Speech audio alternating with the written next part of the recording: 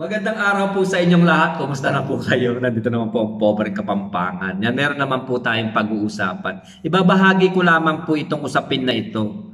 Napaka-importante po ninyong malaman, lalo-lalo na sa mga kababayan natin dyan na nagtatrabaho dito sa abroad, di ba? Nababahala po tayo dito sa virus na ito. Napanood ko po ito, nalaman, at yan, ibabahagi ko lamang po sa inyo sa base sa aking nalaman at sa mga tao na makakapanood nito, itong Omicron variant. Hindi lang po dito sa ibang bansa, sa atin, sa Pilipinas o saan, buong mundo po yan, kalat po itong Omicron na ito. Kaya mag-iingat po tayo. Keep watching po sa mga manonood natin po sa simpleng detalye ng aking paliwanag at sa aking pagkakaalam. Yan, ipapaliwanag natin po kung ano itong Omicron na kumakalat na ito. So, keep watching po. Yung Omicron variant na ito, yung pinakabagong variant, yung SARS-CoV-2, ang virus na nagdudulot ng COVID-19. So, ito guys, unang naiulat sa WHO, yung World Health Organization, mula doon sa South Africa noong November 24, 2021. So guys, noong November 26, 2021, designated ito bilang variant of concern o yung VOC. At ito nga pinangalanan na yun nga yung Omicron. So guys, bakit ito na sinasabi na tinatawag na VOC o variant of concern? Yung sinasabi nilang Omicron variant guys ay may na 6% na mutation. Essentially na para siyang bagong virus kumpara doon sa Delta at sa mga nauna pang mga virus, 'di ba, na variant. Napakabilis na pumalit doon sa Delta na pangunahing yung variant na itong virus na to sa maraming lugar. Kagaya doon sa South Africa, sa mga Amerika, at doon sa Europa. So, ano-ano nga ba yung dapat nating malaman dito sa Omicron variant na ito guys? At bakit nababahala ang mga expert dito? 'Di ba? So guys, ito sa pagkakaalam ko, napanood ko, papaliwanag natin pong maayos para maintindihan nyo. Yung sinasabi nilang Omicron variant, una guys, mas higit na nakakahawa kesa doon sa Delta variant na mas nauna dito. Sabi ng mga doktor guys, yun nga, na ang Omicron ay kumakalat sa bilis na hindi pa nakikita sa mga naunang variant ng virus. So, yung iba pang mga doktor na dalubhasa na sinasabi nila, yung Omicron ay isang extraordinary, yung ano na to, itong variant na to, itong Omicron na to. So, yun nga, ayon sa mga pag-aaral ng mga dalubhasang doktor din, 'di ba? Doon nga sinasabi nila, yun nga nakita nila na 70% na times na mas mabilis dumami yung Omicron kaysa sa Delta variant sa human, yung bronchus doon sa daluyan ng ating hangin sa breath, 'di ba? Kaya mas mabili itong lumilipat sa ibang tao compare doon sa Delta, sa naunang mga virus. Ang biglang pagdami ng kaso ng itong variant Omicron na ito guys, all over the world, noong December 2021, last year, yun nga, pinaghihinalaan nila yung Omicron variant. So guys, halos dumoble yung mga cases all over the world compare doon sa mga nakaraang mga taon, mga buwan, 'di ba? Even there in the Philippines, guys, noong December 2021, yung mabilis na yung pagtaas ng kaso ng mga COVID ay tinatayang dahil doon sa Omicron, guys. Kapag titignan ninyo doon sa mga nakaraan na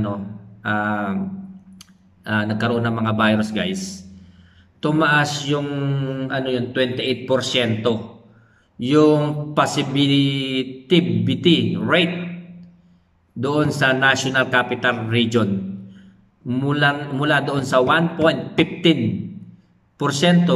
noong Disyembre 17, 2021. Yung positivity rate, yung porsyento ng mga pag-test na yung mga positibo sa mga SARS, yung COVID-19, guys. So, mean to say, kapag mataas ang positivity rate, mas marami ang yung positibo for COVID-19. At ang maganda dito, guys, una, kahit na napakarami ng yung mutation nito, yung Omicron, guys, isa pa ring virus. Effective pa rin yung pagsusuot natin ng mga maayos na paglalagay ng mask, di ba? Yung mga social distancing, yung pag-ano natin sa aircon natin, air filtration, at adequate ventilation para mabawasan yung transmission, yung pagkalat ng Omicron variant. So, yung iba, yan, nasanay na sa mga pakikislamuha sa mga tao. Di ba? Di ba? Kaya, sa mga kababayan natin dyan, tuloy-tuloy lang po natin yung ating pagdidisiplina sa sarili natin. Lalo-lalo na hindi natin alam sa mga nakakasalamuha natin, di ba? Na yun nga, may mga hindi mo alam na may sakit na pala. Kaya ingat din po. Ituloy lang po natin yung mga ginagawa natin para iwas din po tayo sa virus na ito. Maraming naapektuhan sa atin, sa mga kamag-anak natin, mga pamilya na namatay, di ba? Kaya hindi po nawawala itong virus na tutuloy-tuloy na po ito. Kung meron man na mawawala, susunod na taon meron na. Kaya yung practice lang po, lahat ng gagawin natin, lahat ng kilos natin, lalabas man tayo, ingat pa rin, wag po tayong baka sakali na tayo, yun nga, nakakala mo na walang virus na ngayon. Practicing lang po natin sarili natin para iwas virus, di ba? So, isa pa, guys, yung isa pang di maganda na balita, ang yung Omicron na yan, ang pinakamataas na escape from neutralization compared doon sa mga nakaraang mga virus. So, what do you mean this, guys? Kapag na-vaccine tayo, nagkakaroon tayo ng neutralizing antibodies. Dumidikit yung sa virus ito para mapuksa. Kung na-vaccine ka na, guys, at nakumpleto mo na yung halimbawa yung Pfizer vaccine, mas mababa ng 11.19 times ang dami ng neutralizing antibodies mo para sa Omicron compared doon sa ibang variant. So, makikita natin yung Omicron na yon, 'di ba?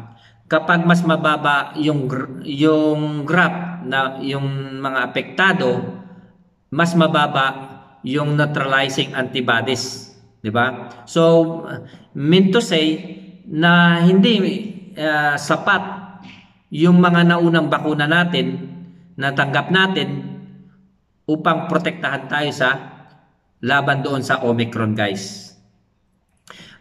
Tandaan nito, guys, yung pag-aaral na ito, pinag-aaralan nila yung iba pang mga gamot na ito, yung Pfizer vaccine lamang. Mas nakakalungkot lalo yung Sinovac, yung natanggap mo. So, doon nga sa sinasabi nila, sa pag-aral nila, walang detectable yung neutralizing antibodies laban doon sa Omicron.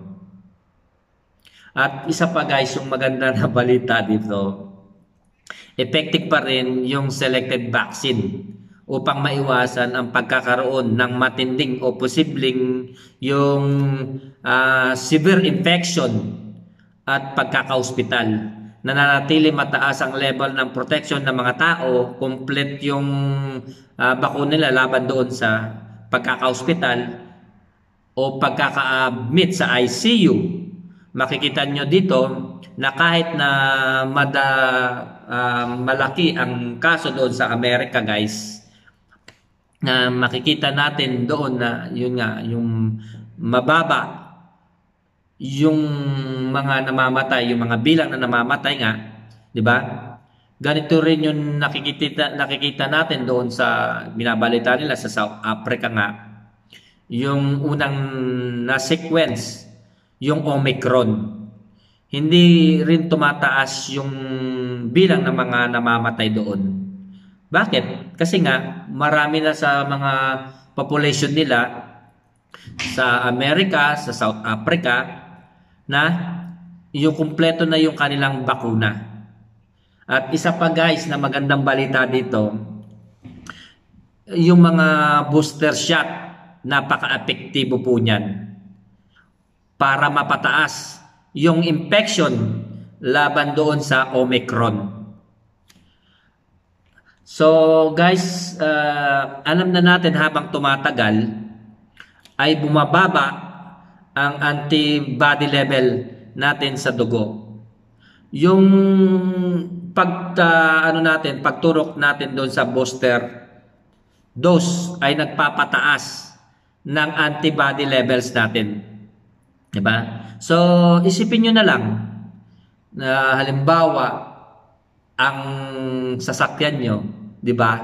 Walang gasolina at kayo nagpa-full tank. Ayan, gagahan na yan. At syempre, yung makina yan, magiging maayos. Parang sa atin din yan, guys. Yung tinarak sa atin na mga bakuna mula doon sa first dose, second dose, at itong third dose na yon, yan yung booster na yon. Para yun nga, maging maganda ang ating katawan, ang ating mga immune system ay malalakas. Di ba?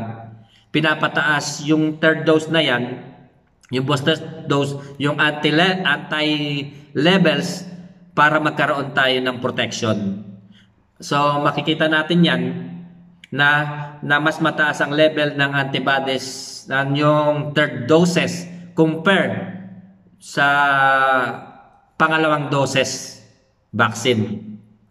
Kahit na mas mababa pa rin antibody levels laban doon sa Omicron, makikita natin doon nga sapat na ito at least na yun nga protektado tayo laban doon sa severe COVID-19.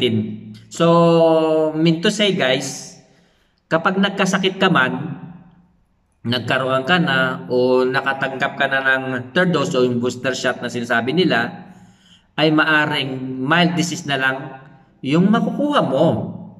So, yung narito naman yung vaccinity ng 2 dose ng Pfizer plus isang booster dose ng Pfizer.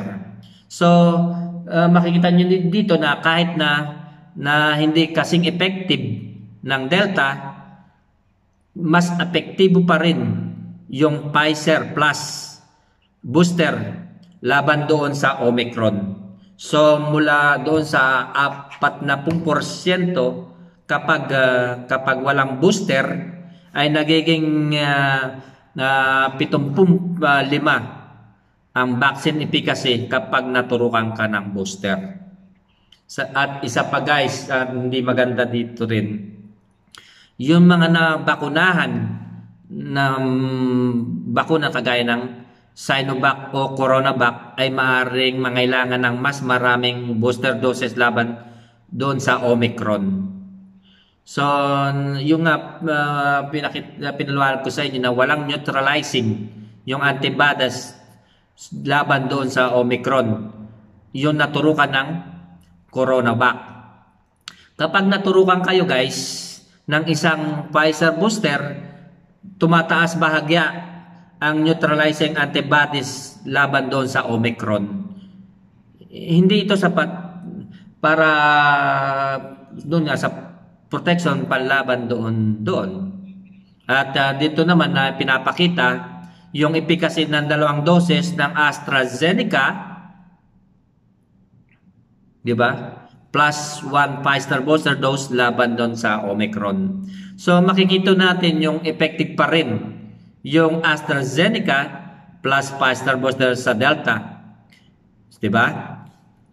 Yun ang, pero hindi masyadong mabisa sa Omicron. Ito yung sinasabi ko sa inyo. Di ba? So, yung mga mungkahi ng mga doktor at yung mga expert, kagaya ng mga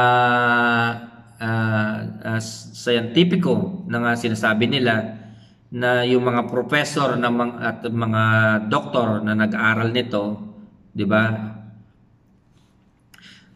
Kailangan nila yung dalawa na kailangan at least 2 booster doses ng mRNA vaccine, either of Pfizer or Moderna, para marating ang anti-levels na kailangan para maprotektuhan laban doon sa Omicron na yan guys. At isa pa guys, yung maganda dito, yung sinasabi ko sa inyo, may mga balita na mas mild yung sintomas na tinatamaan ng Omicron variant compared doon sa ng mga nakarang virus yung Delta. Mas mabilis silang nakaka-recover, di ba? At ito guys, again, hindi pa ito verified dahil dito doon sa mga bakuna or booster, or dahil na mas konti ang Omicron na napupunta sa lungs compared doon sa other variant, di ba? Sa mga pag-aaral sa mga animal model na ipinakita dito sa graphic na yun na papanood natin, na consistent ang finding na mas mababa ang infection ng variant na replication sa lungs. So what do you mean guys?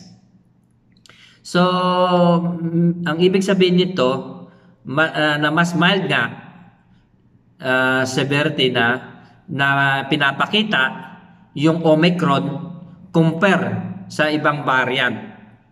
May mga senyales mula sa datos doon sa South Africa, mas mabilis na nag-take at nag-flatten yung curve ng Omicron compared doon sa ibang variant.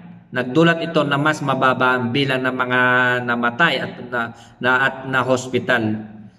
Doon sa kasagsagan ng mga naturang wave, yung pag-apekto, yung mga kaso, di ba? Tulad ng Omicron doon sa South Africa, 1.17% lang ang kanilang COVID-19 cases yung mga na-hospital guys.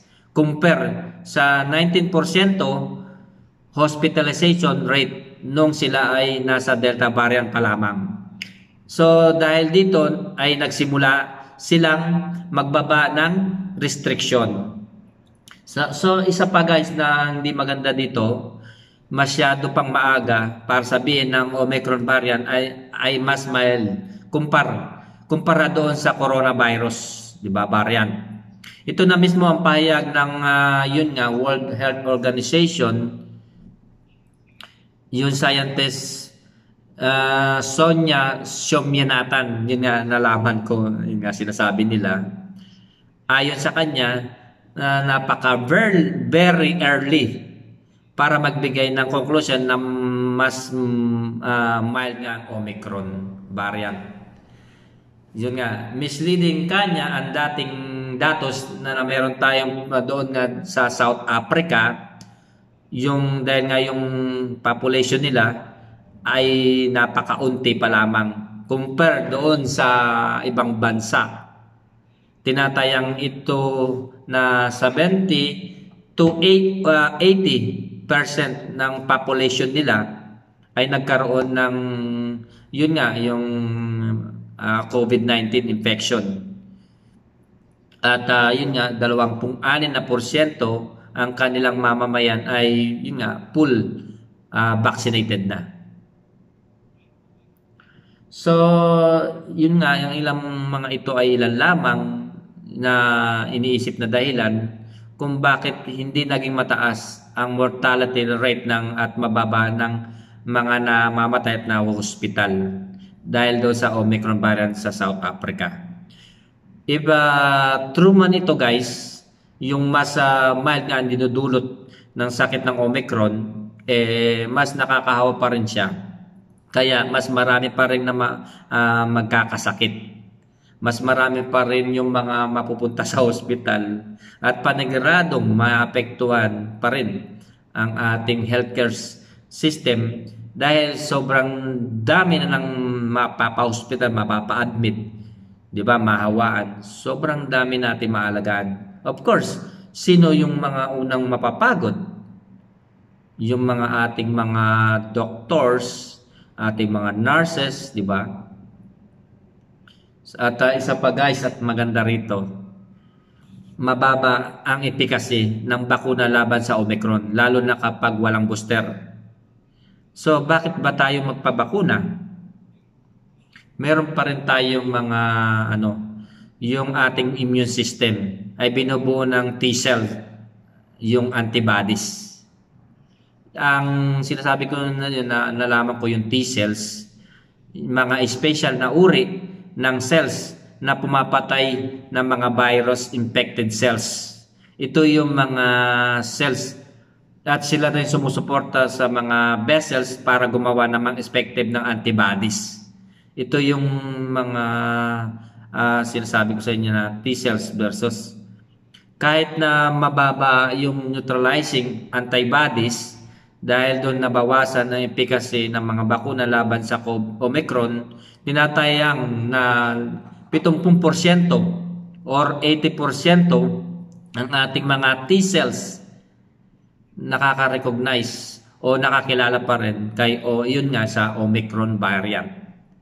Basta kapag ikaw ay na vaccine, yung COVID vaccine na virus na yan o nagkaroon ka na ng dati ng infection, kaya hindi totoo na wala nang saysay yung bakuna na natanggap natin dati. Kasi hindi lamang antibodies yung panglaban ng yung immune system natin. Kahit papaano ay nakakahabol pa rin tayo sa pagbabakuna.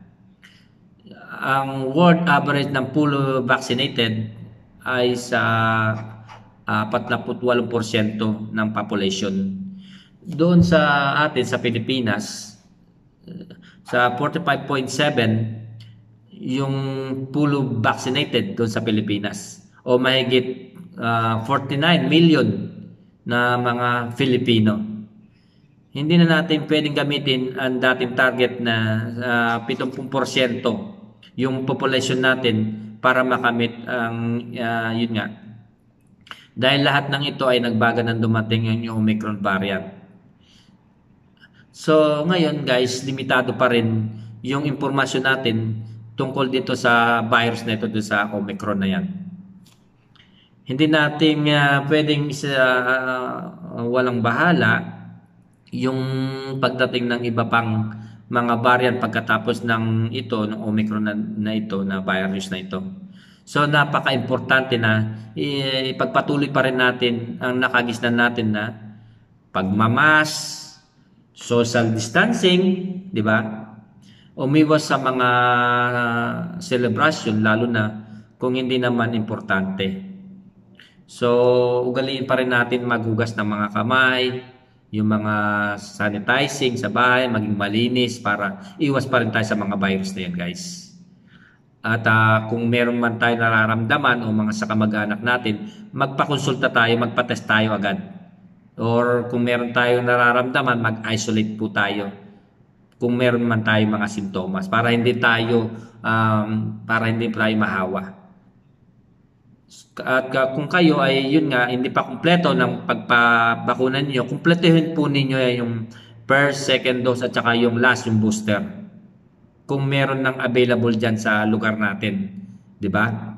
At of course, ang pinaka-importante diyan yung pagpo-pray natin sa God na sa araw-araw na mga ginagawa natin sa buhay ay protektahan tayo at malayo sa sakit, 'di ba? Yan ang pinaka-importante ay yung trust natin sa Diyos na yung kalusugan natin, ingatan din natin, kumain tayo ng mga masustansiyang pagkain at yung kumain tayo ng mga gulay, prutas, gatas at matulog tayo ng maayos para yung katawan natin, ang immune system natin ay palakasin. Isa pa rin yan na yung mga bisyo natin ay iwasan natin lalo-lalo ang paninigarilyo, ang ating mga lungs. Palusugin natin yan. Kasi kapag tinamaan po tayo niyan, ang ating baga ay apektado yung una-una. At kapag ang inyong baga ay apektado dahil sa paninigarilyo nyo, at mas mabilis po yung chance niyo na magkaroon ng sakit na yan. Kaya ingat-ingat din po tayo. Hindi ko naman po kayo pinagbabawalan na magbisyo. Basta moderate lamang po. At yung mga bisyo ninyo, lalo na alak, ayan, nakakasira ng ating mga bagay, mga atay. Kaya pinapahina ang ating immune system dyan sa mga bisyo natin na yan. So, ang ibig ko po sabihin ay moderate lamang po, walang problema sa mga bisyo na yan. Basta't kumain tayo ng maayos, matulog tayo ng maayos, at ang pamumuhay natin ay maayos. At siyempre, of course, magiging maayos ang ating kalusugan at tayo papalakasin yung ating mga immune system. So guys, yan, maraming po salamat sa inyong panonood at napahaba na naman ang ating paliwanagan dito sa Omicron variant nito. At sana nasayan po kayo at yan po pinaliwanag ko po sa inyo kung ano itong Omicron variant na ito at ito po ay napanood ko at nalaman ko at binahagi ko rin po sa inyo sa mga hindi po nakakaalam dito sa Omicron variant na ito.